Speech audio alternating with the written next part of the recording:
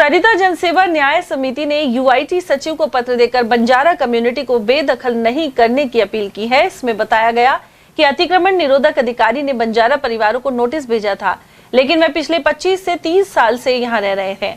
संस्था भी समय समय पर उनकी सहायता करती है। इसके अलावा हाई कोर्ट ने भी एक रिट पर बंजारा समुदाय को बेदखल करने से पहले वैकल्पिक जगह दिए जाने के निर्देश दिए थे।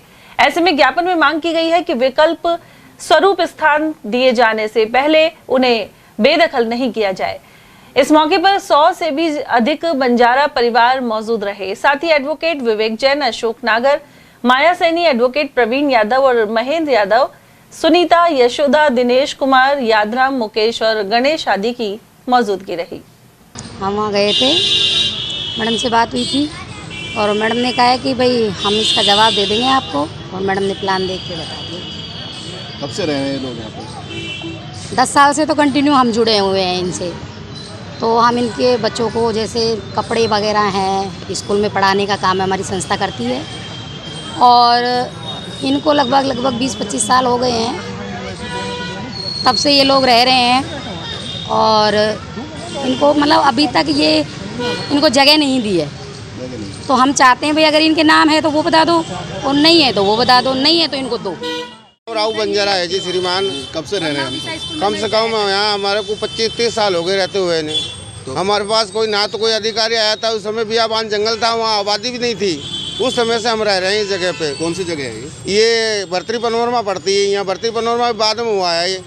ये पत्रकार कॉलोनी है, ऐसे यूआईटी में आती है।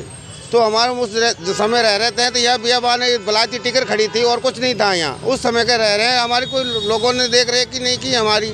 हम सोचे कि भाई दाढ़ी मजदूरी करते हैं, हमारे टाइम पास हो जाएगी, लेकिन इन लोगों ने हमारे नोटिस ऊपर नोटिस भेज दिए कि जगह खाली कर दो, नहीं तो आपका जैसे भी चला के बुलडोजर चला के आपका ये जो कच्चे झोंपड़े हैं इनको ध्वस्त कर दिया जाएगा। कितने लोग हो आप? कम से कम हम 26-27 परिवार है, 36 परिवार है कम से कम यहाँ। सबसे आश्वासन दिया? अब आश्वासन दिया वकील ये कह रहे हैं कि भाई अगर देखेंगे होगा तो ठीक है, नहीं होगा तो फिर हम कहाँ जाएंगे बताओ। सरकार का कोर्ट का आदेश है, पूरा आदेश की पालना मैं इनको सभी अधिकारियों से कहता हूं कि कृपया ऐसे लोगों की आप सहायता कीजिए, इन लोगों को बेदखल मत कीजिए। इन लोगों को गवर्नमेंट का जो आदेश है उनके हिसाब से ज़मीन दीजिए। गवर्नमेंट के पास कोई ज़मीन की कमी थोड़ी होती है, सबका पालन करती है गवर्नमेंट। तो हमको ये देश के, हम भी इस देश के नागरिक हैं। हम बंजारे घूमते थे पहले, अब तो कोई रहने नहीं देता, तो फिर हम कहाँ जाएँगे बताओ। आप कहाँ जगह दोगे हमारे को? न्याय समिति अध्यक्ष के द्वारा हम मिले थे, उनसे मिले तो यूआईटी मैडम ने बोला है, चेयरमैन ने, कि ऐसा इस पर विचार किया जाएगा और जो आपको उत्तर पत्र है वो दिया जाएगा। हमने उनको जो उन्होंने पत्र भेजा है जिस पे उन्होंने अतिक्रमण हटाने के लिए कहा और 3 दिन में तोड़ने के लिए कहा, तो इसके लिए हमने उनको जवाब दिया। जवाब में उन्होंने कहा कि हम इसकी रिप्लाई दे देंगे। और वैसे ये यूआईटी में है और यूआईटी के उसमें ये बैठे हुए हैं। अगर यूआईटी के उसमें बैठे हुए हैं तो इनको कोई ना कोई जगह दी जाए। ये सड़क पर नहीं है, जैसे वो कह रहे थे कि सड़क पर है। उन्होंने लेआउट प्लान देखा, लेआउट प्लान के जस्ट उससे ये कहा जाता है कि यूआईटी में है और यूआईटी में अगर बैठे हुए हैं तो इनको 50 वर्ग ज़मीन जो इनको सरकार के द्वारा हाईकोर्ट के आदेश हैं उनके द्वारा उन पर विचार किया जाए। आपके पास आदेश हैं? इसके आदेश हैं जो मैंने मैडम को दिए हैं, संकलन किए हैं लेटर के साथ। उसमें हाईकोर्ट के आदेश हैं कि अगर ऐसा कोई है तो उसको हटाया ना जाए और उनको जगह अलॉट की जाए, रिलोकेटेड किया जाए।